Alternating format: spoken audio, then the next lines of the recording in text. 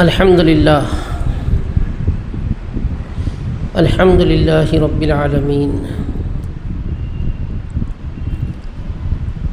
والصلاة والسلام علی سید الانبیاء محمد وعلی آلہ واصحابہ اجمعین وزوجاتہ امہات المؤمنین اما بعد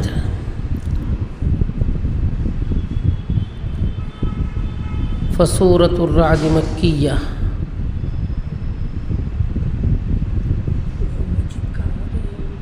فيها 43 آية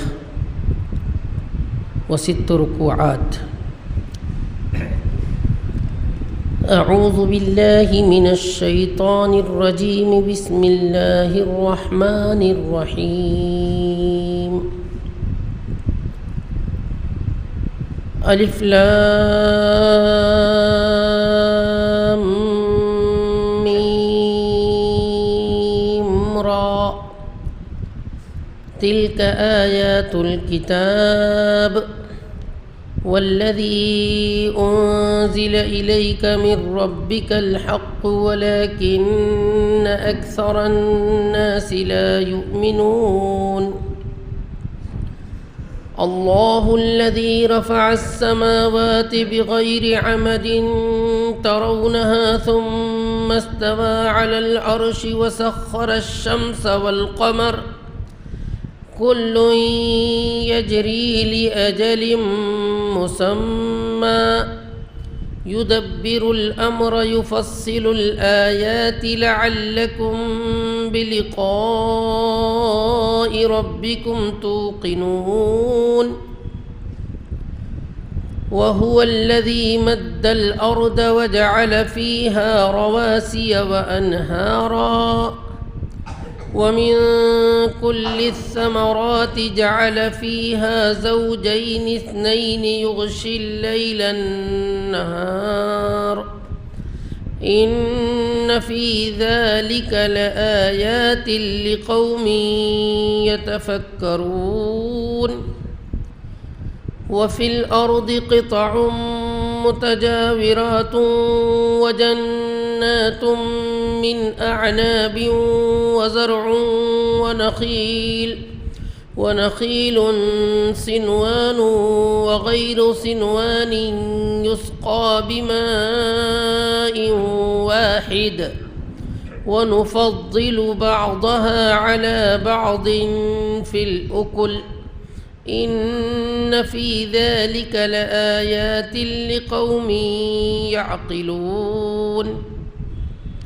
وإن تعجب فعجب قولهم أإذا كنا ترابا أإنا لفي خلق جديد أولئك الذين كفروا بربهم وأولئك الأغلال في أعناقهم وأولئك أصحاب النار هم فيها خالدون.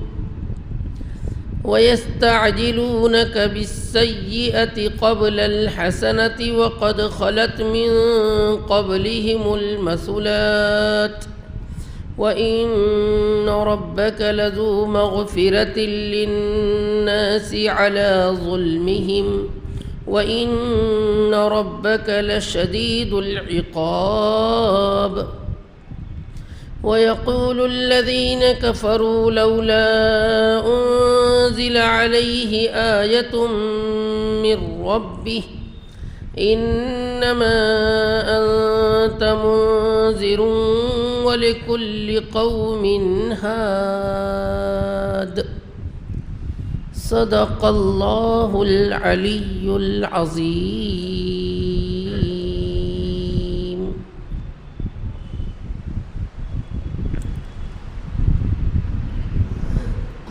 معزز و محترم بزرگوں، نوجوان دوستوں، برادران اسلام اور معزز خواتین، الحمدللہ آج سے ہمارا سورہ رعد کا آغاز ہو رہا ہے۔ جو تلاوت ابھی ہم نے سنی سورۃ الرعد کا پہلا رکوع 13ویں پارے کا 7واں رکوع۔ اس سورہ مبارکہ میں مفسرین کرام رحمہم اللہ کی دونوں رائے ہے کہ سورہ مکی ہے یا مدنی ہے۔ البتہ اتنا تو طے ہے کہ اس کی اکثر آیات مکہ مکرمہ میں نازل ہوئی ہیں۔ بعض مفسرین کہتے ہیں کہ تکمیل مدنی زندگی کے آغاز میں ہوئی ہے۔ ہجرت مدینہ کے بعد گرچہ مسلمان ظالموں کے چنگل سے بچ نکلے تھے، لیکن ظالمین اب بھی مسلمانوں کو مکمل ختم کر دینے کی، تہس نہس کر دینے کی سازش رچ رہے تھے۔ حالات بڑے ہی ناسازگار تھے۔ ایسے موقع پر سورۃ الرعد نازل ہوئی۔ اس کے اکثر مضامین توحید سے متعلق ہے۔ اس میں توحید پر، رسالت پر اور موت کے بعد کی زندگی یعنی معاد پر دلائل پیش کیے گئے۔ سورہ یوسف علیہ السلام کے بعد اس کو متصل رکھنے کی ایک حکمت یہ ہے کہ سورہ یوسف علیہ السلام کے آخری رکوع میں نبی اکرم صلی اللہ علیہ وسلم کے ذریعے سے اللہ نے یہ اعلان کیا تھا کہ میں بھی اور میرے تمام متبعین دلیل سے کام کرتے ہیں، اندھی تقلید نہیں کرتے، اندھیرے میں تیر نہیں چلاتے۔ ھذہ سبیلی ادعو الی اللہ علی بصیرۃ انا ومن اتبعنی۔ یہ حکم نبی اکرم صلی اللہ علیہ وسلم کو اللہ پاک نے دیا تھا۔ اب گویا سورہ رعد کی شکل میں اس دلیل کو پیش کیا جا رہا ہے۔ پہلے ہم اس رکوع مبارک کا ترجمہ سن لیں، پھر انشاءاللہ کچھ گفتگو کی جائے گی۔ شروع کرتے ہیں اللہ کے نام سے جو بے حد مہربان نہایت رحم والا ہے۔ الف لام میم را، یہ آیتیں ہیں کتاب کی، اور جو کچھ آپ پر آپ کے رب کی طرف سے نازل کیا گیا ہے وہی حق ہے، لیکن اکثر لوگ ایمان نہیں لاتے۔ اللہ وہ ہے جس نے آسمانوں کو بلند فرمایا بغیر ستون کے، جنہیں تم دیکھتے ہو، اور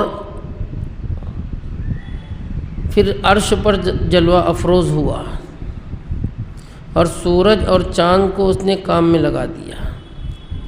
ان میں سے ہر ایک چل رہا ہے ایک متعین مدت تک کے لیے۔ وہ تمام معاملات کی تدبیر کرتا ہے اور نشانیاں کھول کھول کر بیان کرتا ہے تاکہ تم اپنے رب کی ملاقات پر یقین لے آؤ۔ وہی ہے جس نے زمین کو پھیلا دیا اور اس میں پہاڑ اور نہریں بنائی، اور ہر قسم کے پھلوں کے 2 جوڑے بنائے۔ رات کو دن پر ڈھانپ دیتا ہے۔ یقیناً اس میں نشانیاں ہیں ان لوگوں کے لیے جو غور و فکر کرتے ہیں۔ اور زمین میں مختلف ٹکڑے ہیں جو قریب قریب ہیں، اور انگور کے باغات ہیں، کھیتیاں ہیں، اور کھجور کے درخت ہیں جن کے دوہرے تنے بھی ہیں اور اکہرے تنے بھی ہیں۔ سب کو ایک ہی پانی سے سیراب کیا جاتا ہے، اور ہم نے بعض پھلوں کو بعض کے مقابلے میں تقویت دی ہے۔ یقیناً ان میں نشانیاں ہیں سمجھداروں کے لیے، اور اگر آپ تعجب کرتے ہو تو یقیناً ان کی یہ بات قابل تعجب ہے کہ کیا ہم جب مٹی ہو جائیں گے تو کیا اثر نو پیدائش میں رہیں گے؟ یہی وہ لوگ ہیں جنہوں نے اپنے رب کا انکار کیا ہے، اور یہی وہ لوگ ہیں کہ ان کے گلوں میں طوق ڈالا جائے گا، اور یہی جہنم والے ہیں، اسی میں ہمیشہ رہیں گے۔ اور یہ لوگ آپ سے برائی کی جلدی مچاتے ہیں اچھائی سے پہلے، حالانکہ ان لوگوں سے پہلے عبرتناک سزائیں گزر چکی ہیں، اور یقیناً تیرا رب تو لوگوں کے ظلم کے باوجود معاف فرما دینے والا ہے، اور یقیناً تیرا رب سخت سزا دینے والا ہے۔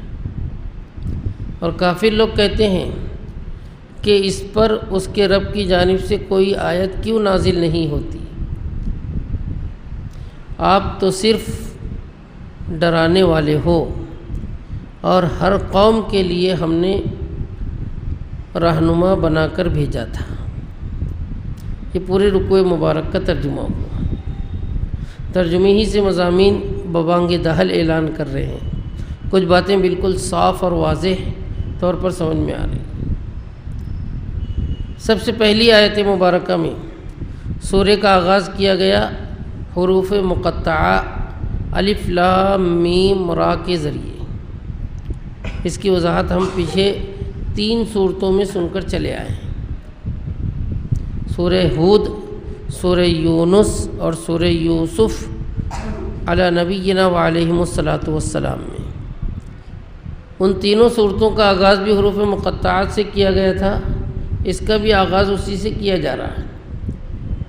اس میں ایک حرف کی زیادتی ہے، درمیان میں میم اللہ نے بڑھا دیا ہے۔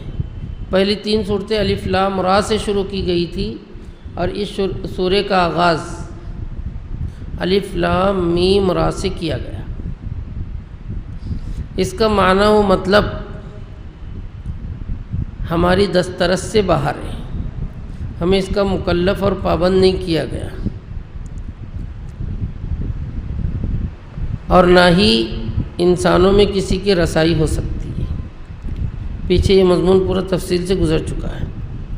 البتہ ایک اشارہ ملتا ہے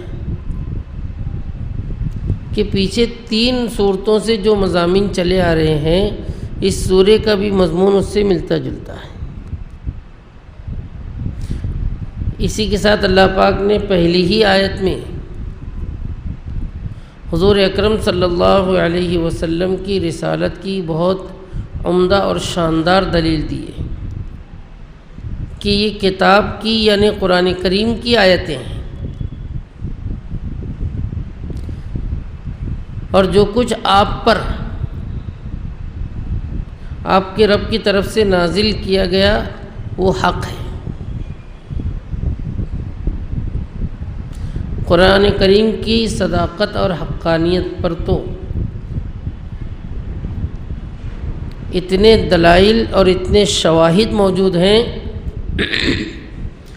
کہ دشمنوں نے بڑی بڑی مخالفت کے باوجود کبھی اس کو جھٹلا نہیں پایا، کبھی اس کے چیلنج کے مقابلے میں کھڑے اتر نہیں سکے۔ بڑا تفصیلی مضمون ہے جو بارہا خدمت میں رکھا جا چکا ہے۔ یہاں ایک دوسرا اشارہ ہے، قرآن کریم کی آیتوں کے بعد اللہ نے یہ جملہ کہا ہے کہ اور جو کچھ آپ پر آپ کی رب کی طرف سے نازل ہوا ہے۔ اس کا دونوں مطلب ہو سکتا ہے، ایک تو قرآن کریم کی آیتیں ہی مراد ہیں، دوسرے حضور اکرم صلی اللہ علیہ وسلم کی احادیث مبارکہ۔ آپ جو بھی بات کہیں، جو بھی زبان سے نکلے، یہ در حقیقت اللہ کی وحی ہوتی ہے۔ سورہ نجم میں اللہ پاک نے کہا ہے وَمَا يَنْتِقُ عَنِ الْهَوَىٰ إِنْ هُوَ إِلَّا وَحْيٌ يُوحَىٰ۔ حضور اکرم صلی اللہ علیہ وسلم جو بھی کلام کرتے ہیں یہ اللہ کی طرف سے وحی ہوتا ہے، بس دونوں میں فرق یہ ہے کہ ایک وحی مطلوع ہے، ایک غیر مطلوع ہے۔ یعنی ایک وحی وہ ہے جس کی تلاوت ہم نماز میں کرتے ہیں، اور دوسری وحی وہ ہے جس کی تلاوت نماز میں نہیں چلے، وحی غیر مطلوع جسے کہا جاتا ہے۔ مفسرین نے اس کی یہ تفسیر کی ہے کہ قرآن کریم کے الفاظ بھی اور معانی بھی یہ سب من جانب اللہ ہیں، اللہ کی طرف سے، اور حضور اکرم صلی اللہ علیہ وسلم کی زبان رسالت سے جو کلمات نکلے ہیں اس کے معانی، مطالب اور مفاہیم تو اللہ کی جانب سے ہیں، لیکن کلمات آپ کے ہیں۔ اس واسطے اس کو وحی غیر مطلوع قرار دیا گیا۔ بہرحال یہاں ایک بہت اہم مضمون یہ ہے کہ جس طرح قرآن کریم میں احکامات اللہ پاک نے دیے ہیں، بہت سارے احکام ایسے ہیں یا احکامات کی تفصیل ایسی ہے جو قرآن میں موجود نہیں ہے، پیارے نبی علیہ الصلاۃ والسلام کی زبان مبارک سے لوگوں تک پہنچایا گیا، اس کے بھی حق اور سچ ہونے میں شک و شبہ نہیں ہونا چاہیے۔ محدثین نے اپنی عمریں لگا کر، زندگیاں لگا کر اس کی حفاظت کی۔ یہ الگ بات ہے کہ روات کے اعتبار سے، راویوں کے اعتبار سے حدیثوں کی قسمیں کی گئی ہے، حدیثوں میں ضعف یا کمزوری نکالی گئی ہے۔ دراصل جس حدیث کا پیارے نبی صلی اللہ علیہ وسلم کی حدیث ہونا معلوم ہو جائے وہ اللہ کی جانب سے پیغام ہوتا ہے اور وہ برحق ہے۔ اللہ شکوہ کر رہے ہیں لیکن اکثر لوگ ایمان نہیں لاتے، اکثر لوگ اس کو مانتے ہی نہیں، اکثر منکر اور کافر ہی ہوئے جاتے ہیں۔ سورہ یوسف علیہ السلام کے بعد حضور اکرم صلی اللہ علیہ وسلم کے دل میں یہ کھٹک ہو رہی تھی کہ میں نے ان کے کہنے پر، ان کے سوال پر وہ واقعہ ان کو مکمل بتایا جو کسی کو خبر ہی نہیں تھی، مکہ میں کسی کو معلوم ہی نہیں تھا، پھر بھی یہ ایمان نہیں لا رہے ہیں۔ تو اللہ پاک کہہ رہے ہیں کہ ان کی محرومی ہے، یہ ایمان نہیں لائیں گے۔ دوسری، تیسری اور چوتھی آیات مبارکہ میں اللہ پاک توحید کی مضبوط دلیل پیش کر رہے ہیں۔ یہ بتا رہے ہیں کہ کائنات کا خالق و مالک، ان کے نظام کو سنبھالنے والا، ان کے سارے انتظامات کو کرنے والا وہی حی و قیوم ہے، جس کی قدرت سب سے عظیم تر ہے۔ سب سے پہلے اللہ پاک کہہ رہے ہیں کہ وہی تو اللہ ہے جس نے آسمانوں کو بغیر ستون کے بنایا، جس کو تم دیکھ رہے ہو۔ آسمان ہمیں نظر آ رہا ہے، اور ایسی واضح اور ایسی صاف دلیل ہے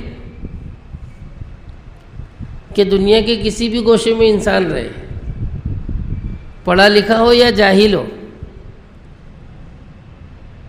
اسے معلوم ہے سر پر آسمان ہے، اور کتنا بڑا آسمان ہے۔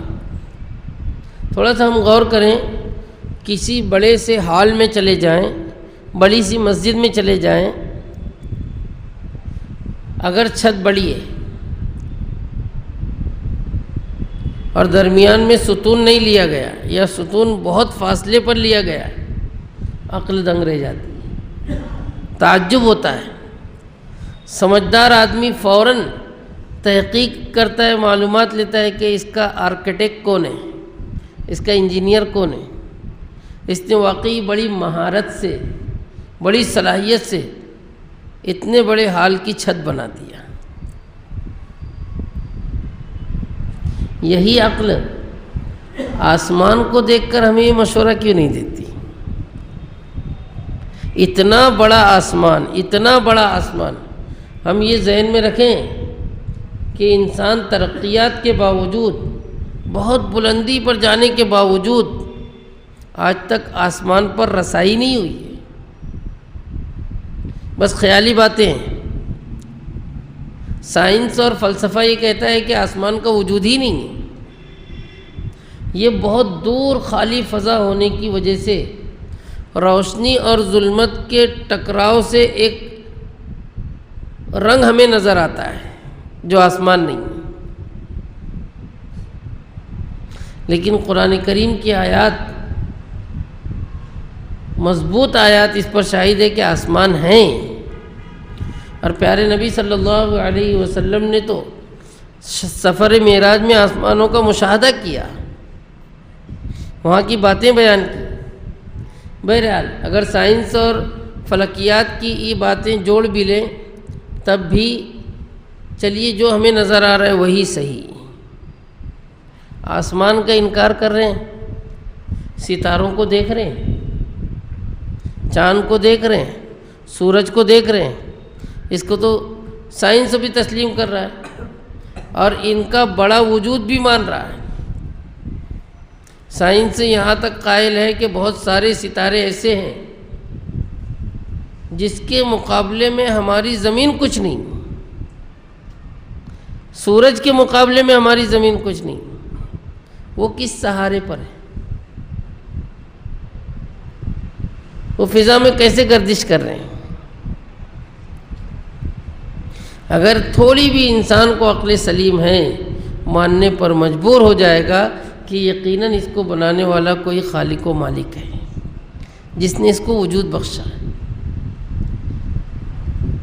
دوسرے جملے میں اللہ نے کہا کہ آسمانوں کو بنانے کے بعد اللہ پاک عرش پر جلوہ افروز ہو گئے. قرآن کریم کی کئی آیت میں یہ جملہ آیا ہے، الرحمن علی العرش استوى ثم استوى علی العرش.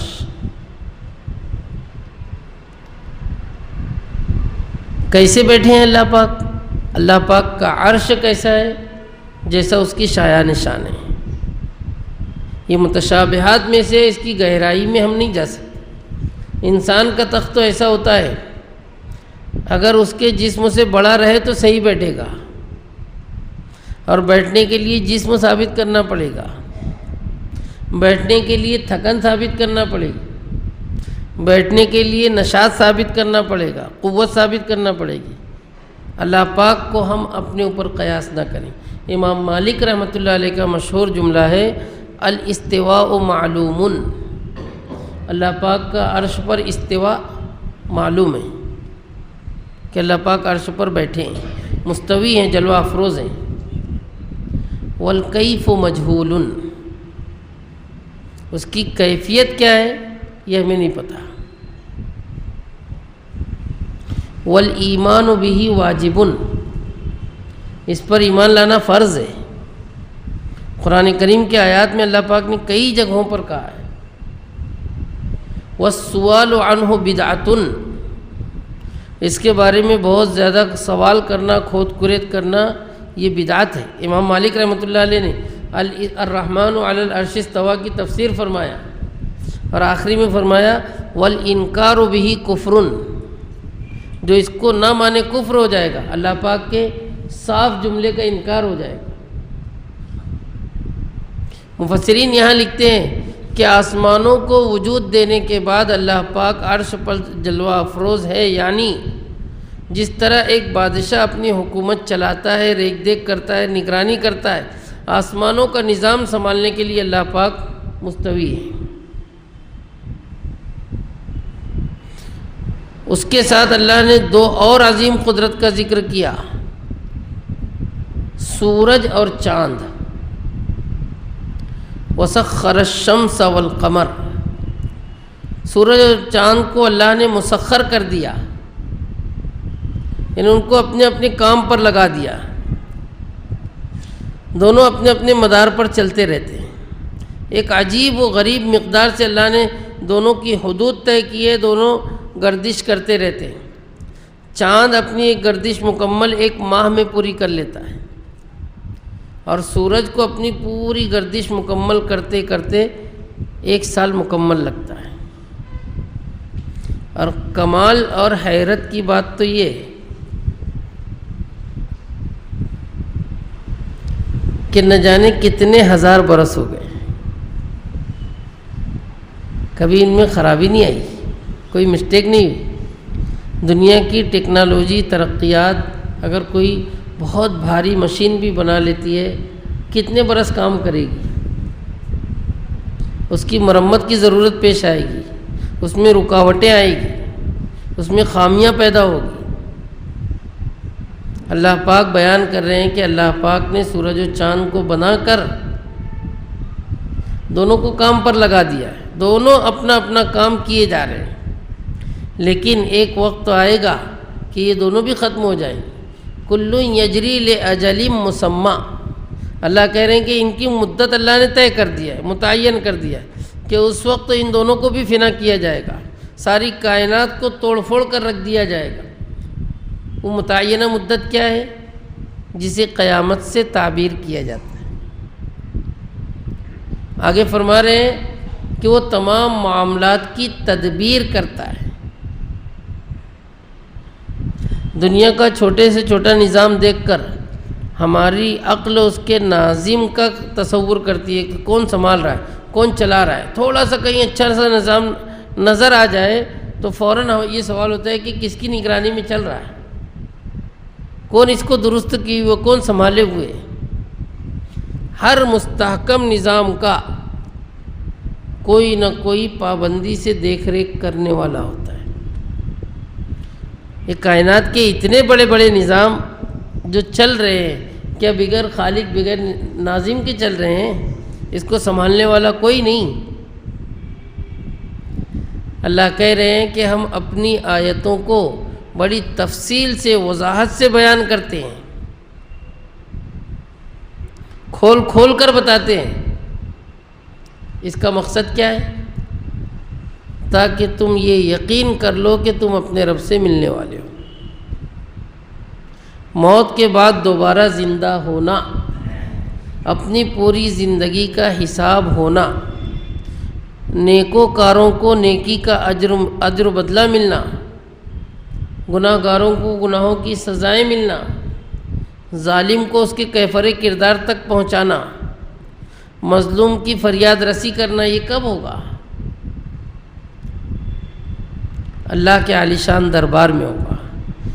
تھوڑا سا غور و فکر کرنے کے بعد بات بالکل واضح ہو جائے گی۔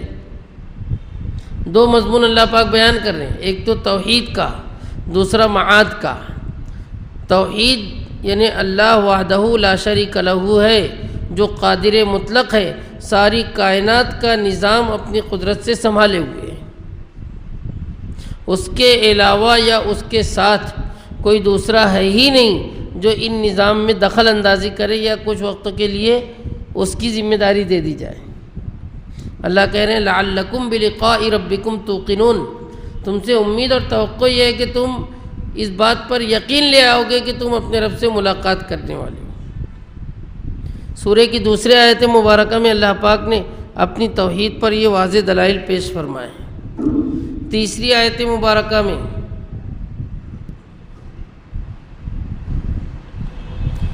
مزید دلائل پیش کر رہے ہیں کہ اوپر دیکھ لیے، اب نیچے دیکھو۔ وَهُوَ الَّذِي مَدَّ الْأَرْضَ، اسی نے زمین کو پھیلا دیا۔ زمین کو اللہ پاک نے کتنی وسعت کے ساتھ پھیلایا اور کتنی پرلطف تدابیر کے ساتھ پھیلایا ہے۔ کروی ہونا اس کے مخالف نہیں ہے، گول ہونا جیسا کہ سائنس کہتا ہے، لیکن گولائی کے باوجود جب بہت زیادہ وسیع کر دی جائے تو سیدھی ہی نظر آتی ہے، مسطح ہی نظر آتی ہے۔ تو اللہ کہہ رہے ہیں کہ وہی اسی نے زمین کو پھیلایا اور پھر اس میں وزنی پہاڑ قائم کیے اور نہریں جاری کی۔ کیا نظام قدرت ہے! زمین کو سنبھالنے کے لیے یا زمین کی ضروریات کے لیے اللہ پاک نے زمین میں ایسے ایسے پہاڑ نصب کیے، ایسے ایسے پہاڑ نصب کیے کہ ان میں سے کچھ تک تو ترقیات کے باوجود انسان کی رسائی نہیں ہو رہی۔ اور پانی کے لیے اللہ نے عجیب و غریب مستحکم نظام بنایا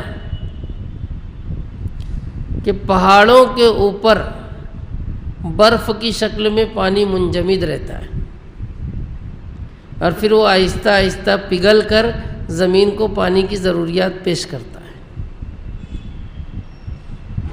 نہ کسی ٹنکی کی ضرورت، نہ کسی محفوظ کرنے والے کی ضرورت، دو جگہوں پر اللہ نے پانی کو بڑے انتظام سے جمع فرمایا، ایک تو پہاڑوں کی بلندی پر، دوسرے زمین کی گہرائی میں پانی کے مختلف سوت اپنی حکمت بالغہ سے جاری فرمائے، جو کنویں وغیرہ کے ذریعے سے، سوت کے ذریعے سے باہر آتے ہیں اور انسان کی ضروریات پوری کرتے ہیں۔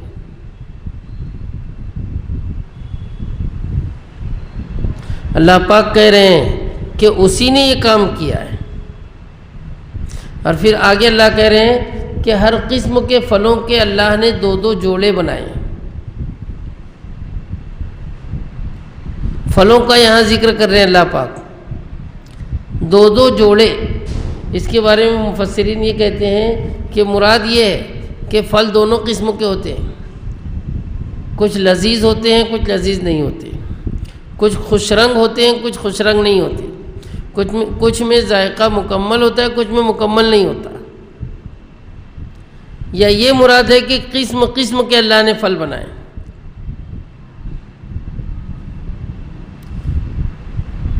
کہیں میٹھا، کہیں تلخ، کہیں چھوٹا، کہیں بڑا۔ یہ اللہ کی قدرت کی علامات اور نشانیاں ہیں۔ آئندہ آیت میں آ رہا ہے کہ جب زمین ایک، مٹی ایک، سیراب کرنے والا پانی ایک، تو پھل مختلف کیسے، اور کون کر رہا ہے، کس کی مرضی چل رہی ہے۔ یہاں اللہ نے جوڑوں کا تذکرہ کیا ہے، جوڑوں کا۔ آگے اللہ نے کہا کہ پھر اللہ رات کے ذریعے سے دن کو ڈھانپ دیتا ہے، دن بھر دن، اس کے بعد رات کی چادر نے دن کو چھپا دیا، 12-14 گھنٹے کے بعد یہی چادر ہٹا لی گئی، پھر دن آ گیا۔ تھوڑی بھی انسان میں عقل ہے تو اس میں بہت گہری دلائل موجود ہیں۔ انسانی ضروریات کے لیے روشنی اور گرمی بھی ضروری ہے، اور اندھیرا اور ٹھنڈک بھی ضروری ہے۔ اگر ہمیشہ دن ہوتا، رات نہ ہوتی، تو زمین کی ساری چیزیں پگھل گئی ہوتی، محققین کی یہ رائے ہے۔ اور اگر ہمیشہ رات ہوتی، دن نہ ہوتا، تو ساری چیزیں منجمد ہو جاتی، انسان بھی جم جاتا۔ اللہ نے اپنی حکمت سے، اپنی قدرت سے یہ اعتدال کے ساتھ نظام قائم کیا کہ دن کے بعد رات، رات کے بعد دن، رات کی چادر دن کو ڈھانپ لیتی ہے۔ اس میں ایک قیمتی اشارہ موجود ہے۔ پھلوں میں جوڑے ہیں،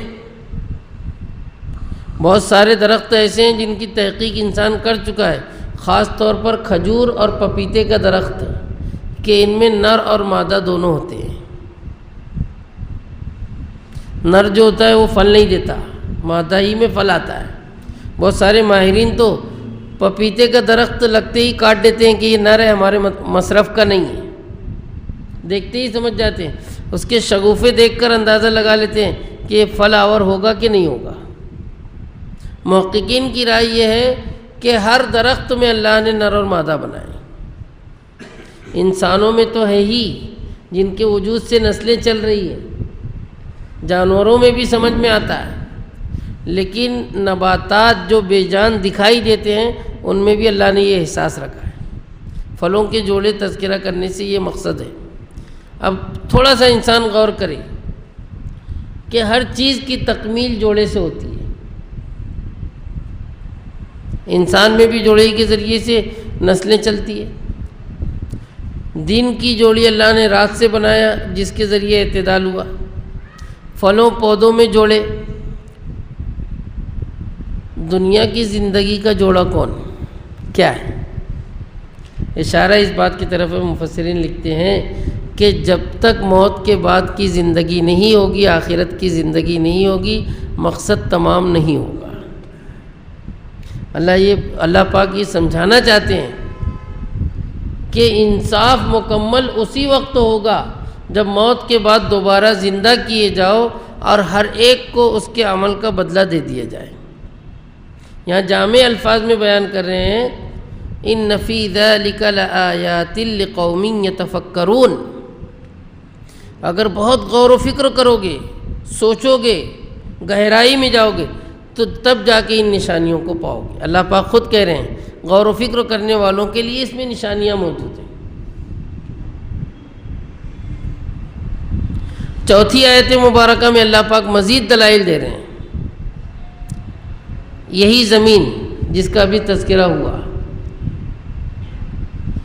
اس میں ٹکڑے ٹکڑے ہے تو زمین متصل، لیکن اسی زمین میں تھوڑا سا غور کرو، کہیں زرخیز زمین ہے، کہیں بنجر زمین ہے، کہیں کالی مٹی ہے، کہیں پیلی مٹی ہے، کہیں پتھریلی زمین ہے، کہیں خشک زمین ہے، کہیں نمی لیے ہوئے، کہیں نہیں لیے ہوئے۔ وَفِي الْأَرْضِ قِطَعٌ مُتَجَاوِرَاتٌ، قریب قریب ہونے کے باوجود زمین میں ٹکڑے ٹکڑے ہیں۔ عجیب و غریب خاصیات اللہ نے رکھی ہے زمین کے مختلف حصوں میں۔ اور پھر اسی زمین میں انگوروں کے باغات، کھیتیاں، کھجوروں کے درخت، یہ چیزیں خاص طور پر اہل مکہ کے لیے ذکر کی جا رہی، ان کے لیے یہ چیزیں بڑی دلکش اور دل فریب مانی جاتی تھی۔ انگور کے باغ، کھجور کے باغ، کھیتیاں، ریگستان کا علاقہ تھا جہاں کھیتی ہو جائے بہت دل فریب اور دلکش منظر ہوتا تھا۔ اور ویسے بھی فطری طور پر انسان کی طبیعت لہلانے والے علاقوں کی طرف مائل ہوتی ہے۔ اللہ کہہ رہے ہیں کہ زمین میں تو ٹکڑے ٹکڑے ہیں بھی، اور انگوروں کے باغات بھی ہیں، کھیتیاں بھی ہیں، اور کھجور کے درخت بھی ہیں۔ اب یہ کیسے کہ کچھ ایسے ہیں کہ ایک تنے سے اگتے ہیں اور اس کی کئی شاخیں ہو جاتی ہیں، اور کچھ ایسے ہیں کہ ایک ہی تنے رہتے ہیں، جڑیں کبھی پھوٹ جاتی ہیں، کبھی ایک رہتی ہے۔ یہ اللہ کی عجیب و غریب قدرت ہے۔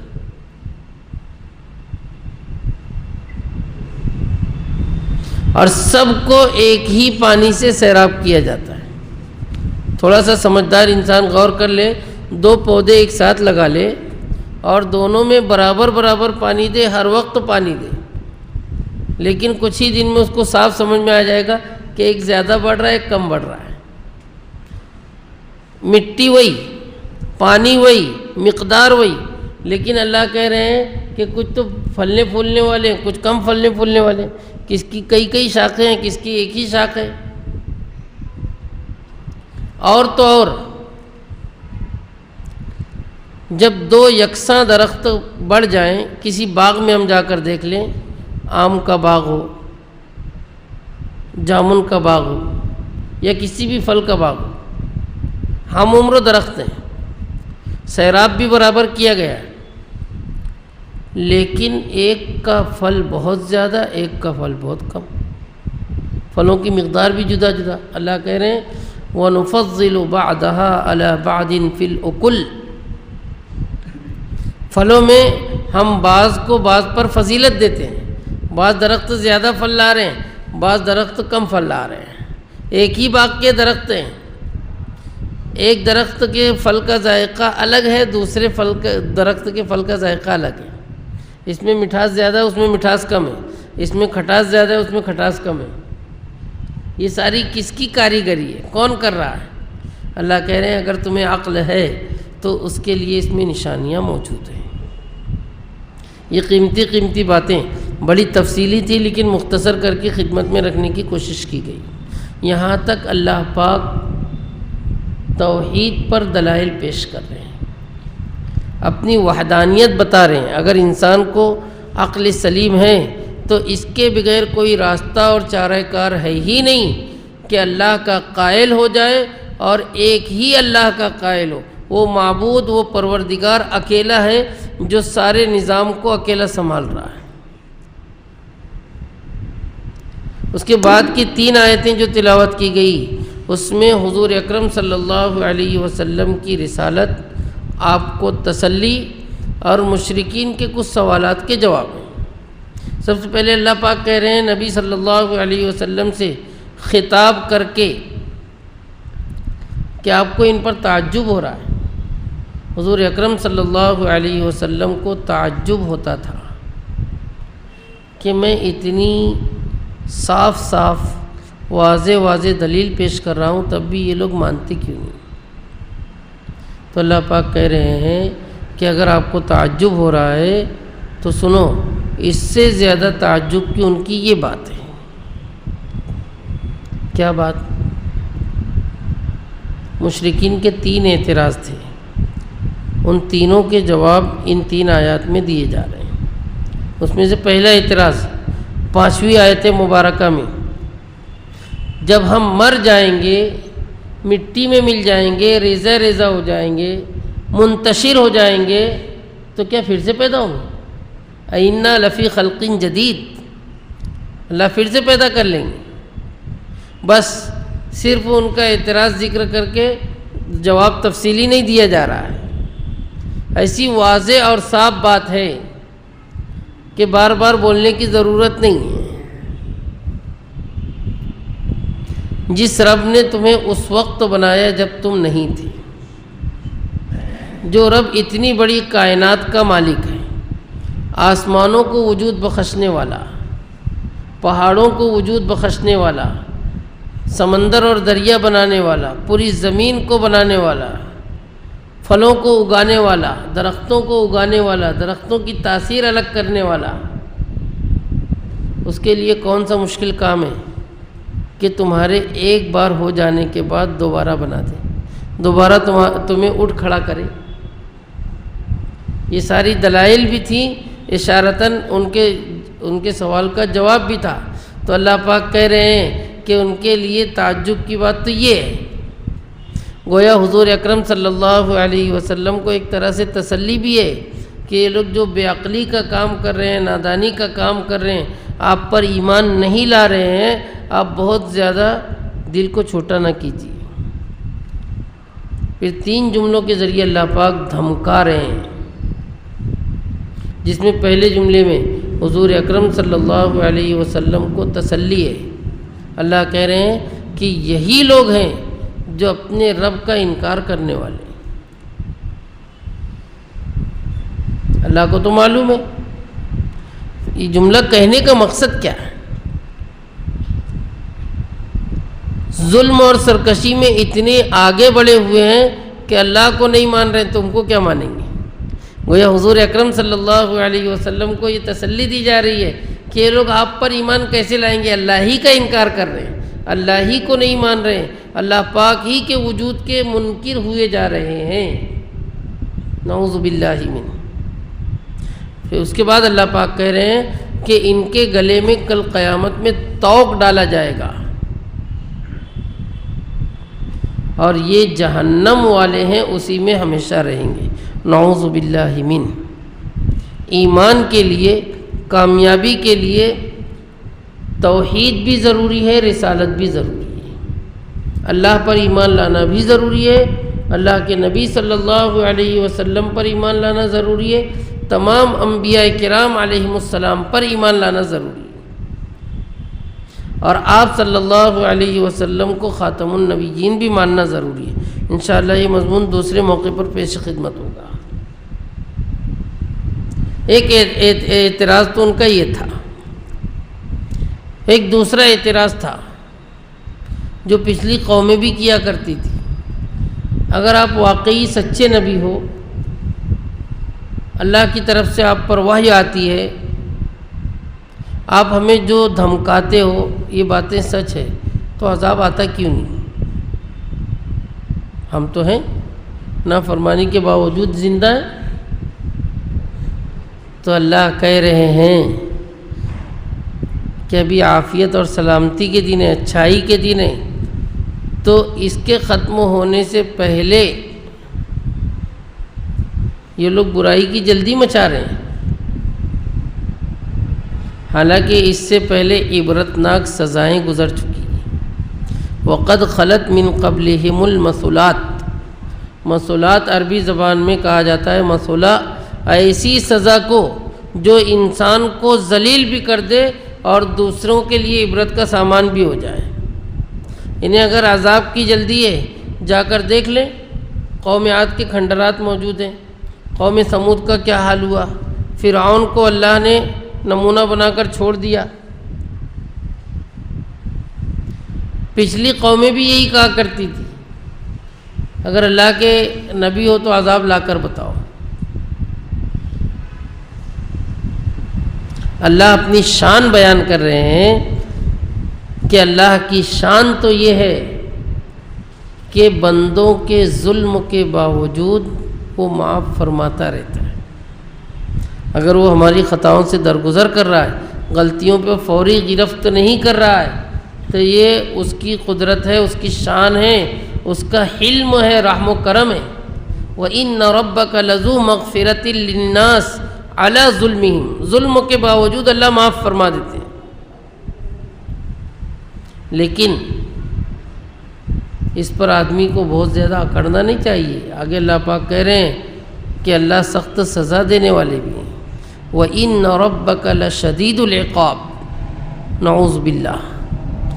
اللہ معاف فرما رہے ہیں، یہ اللہ کا فضل و کرم ہے۔ اگر اعمال کے مطابق سزائیں دینے پر آ جائیں تو ہمارا وجود ہی خطرے میں ہو جائے۔ تمہارا رب یقیناً سخت سزا دینے والا بھی ہے۔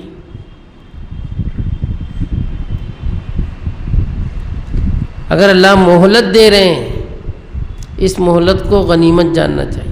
مشرکین و کفار کے لیے تو مضمون بیان ہو ہی رہا ہے، مومنین کے لیے بھی اشارتاً بڑی عبرت کی باتیں موجود ہیں۔ بہت سارے مومنین ایسے ہیں جو نافرمانیاں کرتے ہیں، کھلم کھلا بڑے بڑے گناہ کرتے ہیں، فسق و فجور میں مبتلا ہیں، اللہ کی نافرمانی پر اٹے اور ڈٹے رہتے ہیں، اور دل میں یہ خیال جما لیتے ہیں ارے کچھ نہیں ہوتا، کیا ہوگا، کچھ تو نقصان نہیں ہوا ہمارا۔ اگر ہمارا نقصان نہیں ہو رہا ہے، اللہ کی طرف سے کوئی گرفت اور پکڑ نہیں آ رہی ہے، تو یہ اللہ کی طرف سے امہال ہے، جس کو استدراج کہا جاتا ہے۔ اللہ موقع دے رہے ہیں، ڈھیل دے رہے ہیں، وقت سے پہلے پہلے ہماری بند آنکھیں کھل جانا چاہیے، ورنہ اللہ جب گرفت میں لے لیں گے، اللہ کی گرفت سے بھاگنے کا کوئی راستہ نہیں ہوتا۔ کہاں تک بھاگیں گے؟ اگر پوری زندگی بھی اللہ پاک ڈھیل دیتے رہیں تو کیا موت کا کوئی انکار کر سکتا ہے؟ مرنا تو بہرحال ہے ہی، مرنے کے بعد دوبارہ پروردگار عالم کے دربار میں حاضر ہونا ہے۔ بڑی جامع اور گہری باتیں اسلام کی بنیادوں کی پیش کی جا رہی ہے۔ 7ویں آیت میں مشرکین کا اور ایک اعتراض تھا، اس کو ختم کیا جا رہا ہے۔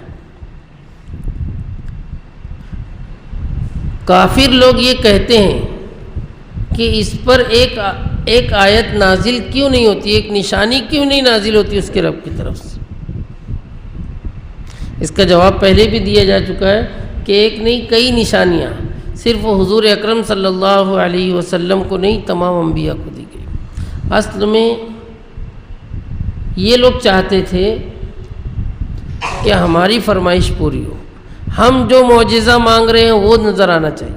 معجزات کی اصل بھی پہلے بتائی جا چکی ہے کہ معجزہ در اصل ظاہر تو ہوتا ہے نبی کی ذات سے، لیکن اس کا اصل محرک اور اصل دینے والا اللہ پاک ہوتے ہیں۔ اللہ پاک جب چاہتے ہیں تبھی نبی بھی معجزہ ظاہر کر سکتا ہے، اس سے پہلے بھی نہیں، اس کے بعد بھی نہیں، اور جتنا اللہ پاک چاہتے ہیں اتنا ہی، اور جو اللہ پاک چاہتے ہیں وہ۔ بندوں کی فرمائش کے مطابق معجزات نہیں ملتے۔ اگر بندوں کی فرمائش کے مطابق معجزہ دیا گیا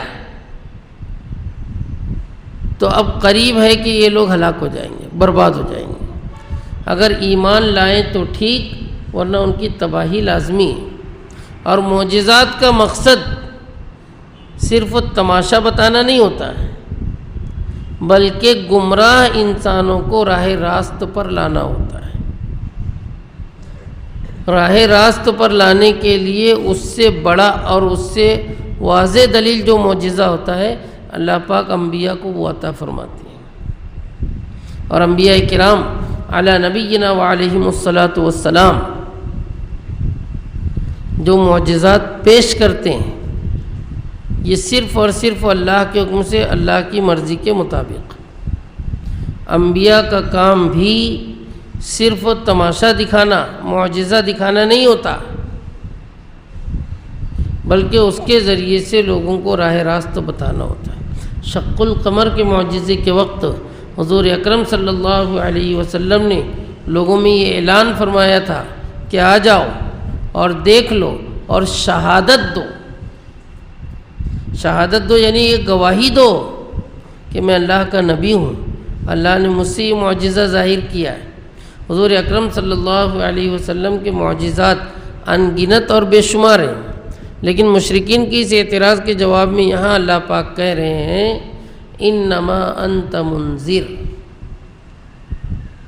آپ کرتب دکھانے کے لیے نہیں، صرف لوگوں کو اللہ کے عذاب سے ڈرانے والے ہو، نافرمانوں کو دھمکانے والے ہو۔ ہر نبی کی یہی شان ہوتی ہے، وہ نذیر بھی ہوتا ہے، بشیر بھی ہوتا ہے۔ یہاں حضور اکرم صلی اللہ علیہ وسلم کو خاص طور پر بیان کیا جا رہا ہے کہ آپ معجزات دکھلانے کے لیے نہیں بلکہ لوگوں کو اللہ کے عذاب سے ڈرانے کے لیے۔ آخری جملے میں اللہ پاک کہہ رہے ہیں ہر قوم کے پاس اللہ نے رہنما بھیجا، وَلِكُلِّ قَوْمٍ ہَادٍ، بہت ساری قوموں کے پاس تو انبیاء خود آئے، کچھ قومیں ایسی بھی ہوئی ہیں جن کے پاس نبی نہیں آئے، لیکن یہ بھی کل قیامت میں معذور نہیں رہیں گے، ان کے پاس راستہ بتانے والے دوسرے آئے، یا تو انبیاء کے وارثین آئے۔ سورہ یاسین میں ایک واقعہ پیش کیا گیا ہے جس میں ایک بستی کی ہدایت کے لیے 2 شخص کو بھیجا گیا، پھر تیسرے کو اس کی تائید کے لیے بھیجا گیا، تینوں نبی نہیں تھے۔ مفسرین نے لکھا ہے کہ انبیاء کرام یا انبیاء کے وارثین ہر جگہ یہ کام کرتے ہیں، لوگوں کو گمراہ، لوگوں کو بھٹکے ہوئے لوگوں کو راہ راست بتائیں گے۔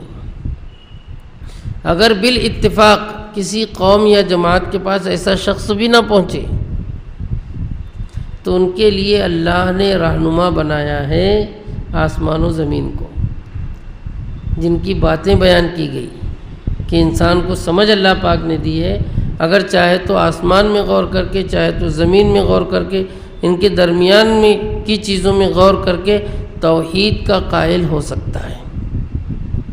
یہ تھا سورۃ الرعد کا پہلا رکوع، جس میں بڑے جامع انداز میں توحید، رسالت اور معاد کے مضامین بیان کیے گئے۔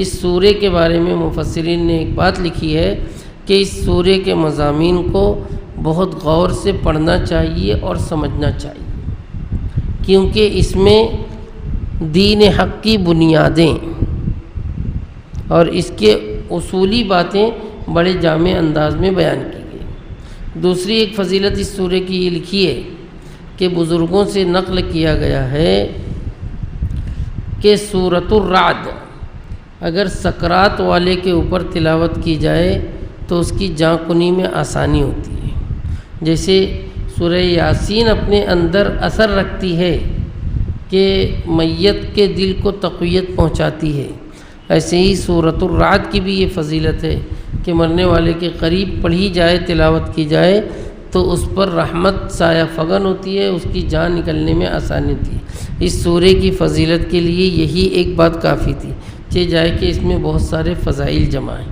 آئندہ مضامین انشاءاللہ ہم آئندہ رکوعات میں سنیں گے۔ وآخر دعوانا ان الحمد للہ رب العالمین۔ بسم اللہ الرحمن الرحیم۔ الحمد للہ رب العالمین، والصلاة والسلام على سید الانبیاء والمرسلین۔ اللہم انا نسألک بأن لک الحمد،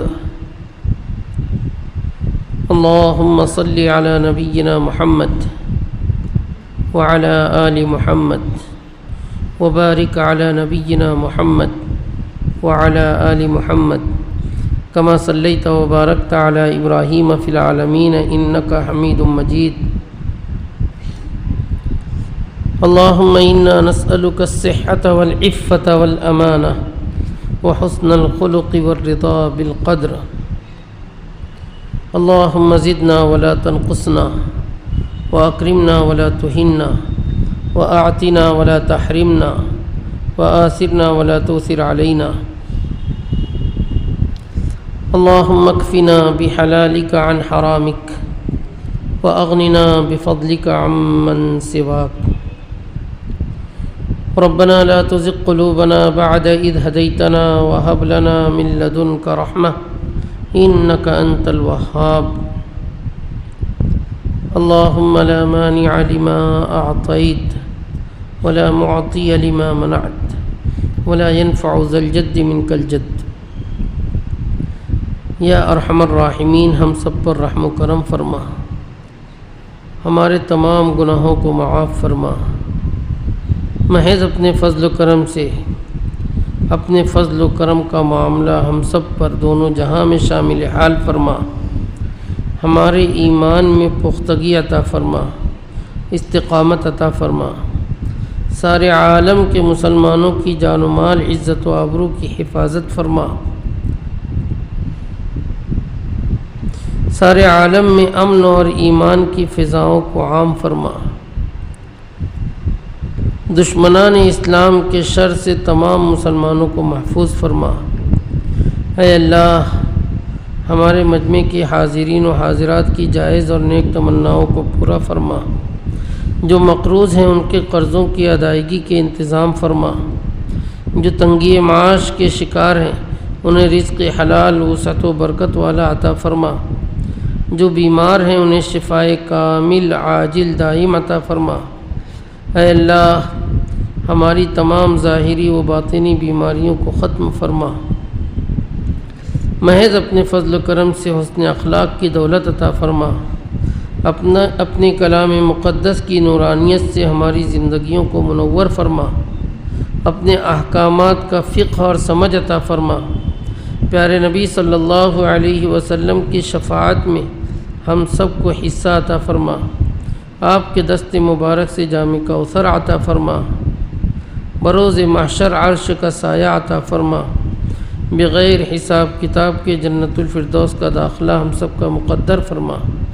ربنا تقبل منا انك انت السميع العليم وتب علينا انك انت التواب الرحيم وصلى الله تعالى على خير خلقه سيدنا ومولانا محمد وعلى آله وأصحابه أجمعين برحمتك يا أرحم الراحمين۔